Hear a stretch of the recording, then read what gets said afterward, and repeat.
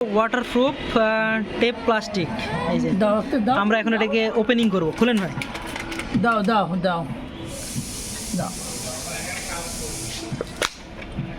টান দেন।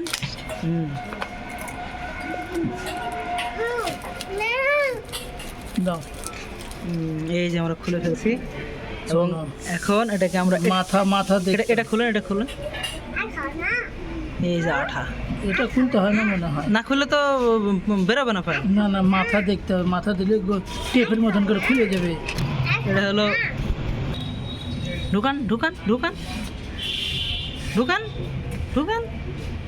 এই তো, এই যে হয়ে গেছে ভাই। হ্যাঁ সুন্দর, এটা থাকবে। আমার মনে হয় এই পলিথিনটা উঠাইতে হবে।